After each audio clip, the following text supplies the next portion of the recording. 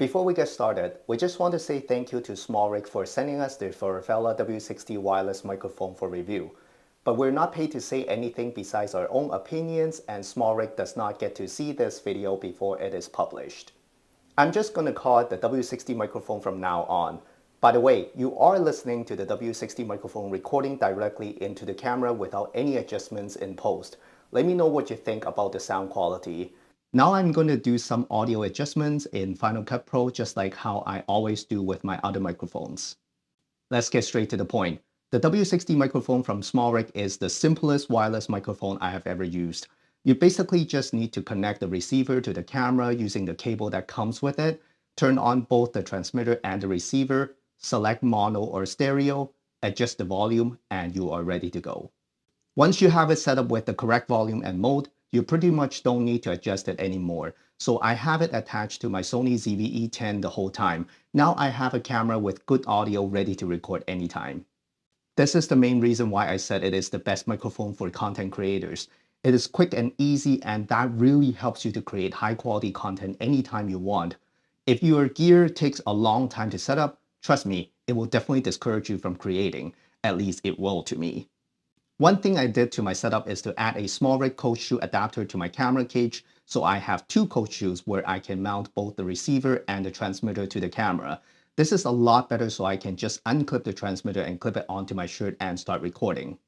When I was using my other lav mic, I have to take it out of the bag, clip it onto my shirt or belt, then I can start recording. I know it only takes an extra 5 to 10 seconds, but trust me, that 5 to 10 seconds of faster setup time will make you feel much better. Another reason why the W60 is a very convenient microphone for content creators is the dual microphone system. You have two transmitters that connect automatically to the receiver once they're powered on, and you have the ability to switch between mono or stereo mode where one mic will be on the left and one mic will be on the right channel. This is very good if you want to use the microphone for any interview or any kind of chatting sessions. You can have one microphone per person, so you don't have to pass your microphone back and forth. This is absolutely amazing if you are going to an expo or product shows. You can also use this dual microphone system for dialogue scenes between two people, which is much easier than having someone to boom a mic over the talons. Before I talk about the features of the W60, I want to show you an audio demonstration of the microphone in different environments so you can decide if it sounds good or not. At the end of the day, the audio quality is the most important part of a microphone. Let's get started. This is the audio test for the SmallRig W60 microphone indoor without any post adjustments. This is the audio test for the SmallRig W60 microphone indoor. This is the audio test for the SmallRig W60 microphone indoor with a lav mic attached to the transmitter.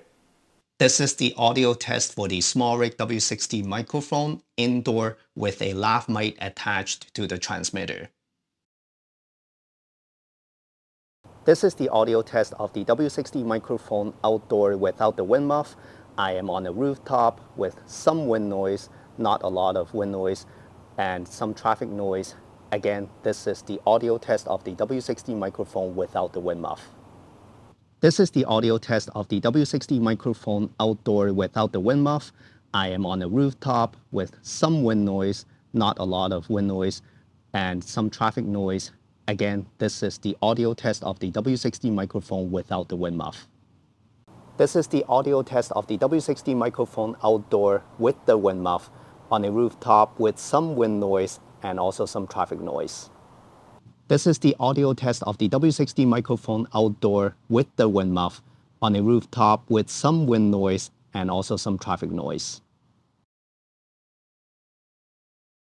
Alright guys, now I'm going to test the signal strength of the W60 microphone. SmallRig claims that they can go up to 100 feet away from the receiver. I have the transmitter clipped on my shirt. I'm just going to walk back on this rooftop and see if the signal will drop while I'm walking back. So I'm just going to keep talking with the microphone on my shirt.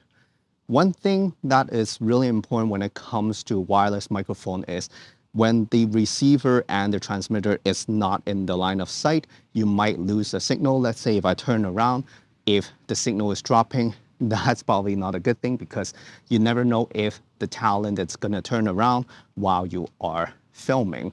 And now I am about, I would say like 80 feet away from the camera. I will never go this far with a wireless microphone, but if I go to the end of the rooftop and it's still receiving signal, that's great. I just turned around. Now I'm still facing the camera and I walked all the way to the end of the rooftop. And this is really, really far already, about like 100 feet for sure. And if it's still having good signal, that's great. I have the wind muff on this windy rooftop, and I have some traffic noise behind me, so you guys can tell if it's doing a good job isolating my voice. So this is a signal test. I'm gonna walk back to the camera.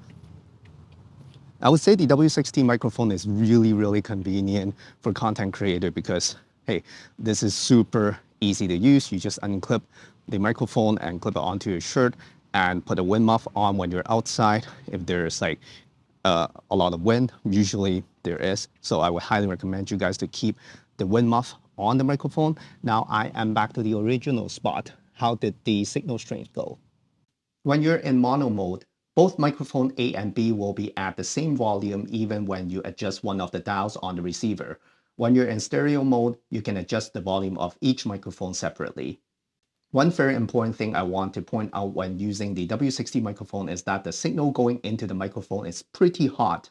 That means you might want to keep the volume of the microphone lower because they do clip pretty easily. Anything that is too loud and clipped, it's very hard to recover.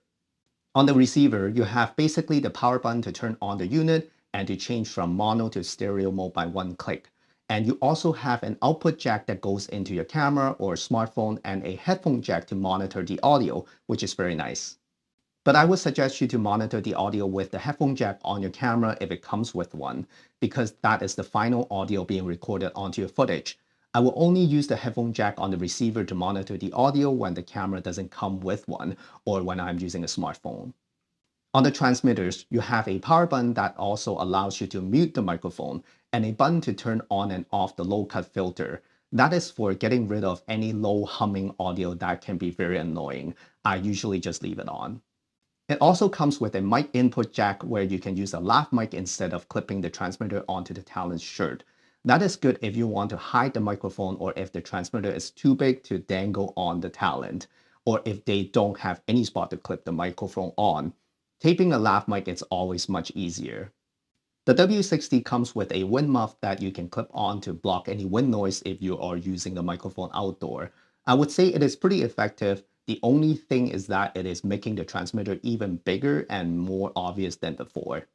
It also comes with both the TRS and TRRS cable for you to use the W60 with a camera or a smartphone. TRS is the red cable for cameras, and TRRS is the black cable for smartphones, so it is pretty hard to mix them up. One very cool thing that comes with the W60 is the charging case. It is magnetic and it allows you to charge both the transmitters and the receiver at the same time, either with the built-in USB cable, which is very cool, or via a USB-C charger. You can also charge each unit individually by using the USB-C port on the unit itself, which is very nice if you don't want to carry the charging case. When you are charging the device in the charging case, there is a LED indicator outside of the case, and you can also check the status by the screen on each unit, which is very cool. One thing I wish SmallRig can improve in the future is to include some space in the charging case so I can put the cables and the wind muff in the case together with the transmitters and the receiver, so I don't have to carry them separately. Now I have to find a way to store the cables and the wind muff. By the way, SmallRig did include a small pouch to store the accessories, but I still prefer storing everything in the charging case if possible. Another thing I wish they did was to have a stronger clip on both the transmitters and the receiver. Yes, it is very convenient that you can clip them on a cold or hot shoe, but the clip is very, very weak. You can bump the device off of the cold shoe pretty easily. SmallRig did include a coin magnet for you to attach the device, but to be honest with you, I don't think many people will be using the magnet. Again, it is all about convenience when you are using microphones like these. One last minor thing I wish SmallRig can do is to make the device stealthier. Maybe make the device black instead of silver. It is just a personal preference, but it will be nice if the unit is stealthier. By the way, the screen on the transmitter will turn off automatically. At least that's a very nice touch. Some people complain that it doesn't have internal recording as a backup. I personally don't mind that, but of course, if you want to use it for a more professional setting, a backup recording is very important. But for content creators, I don't think it matters as much, at least to us. Overall, I really enjoy using the SmallRig W60 wireless microphone. It does make me feel like I can create content anytime I want. That reason alone is good enough for us to use the microphone for our YouTube channel. I'm very excited to use the W60 microphone more in the future. Let us know what you think in the comment section below. What microphone are you using for your production? Thank you so much for watching, and I'll see you in the next one.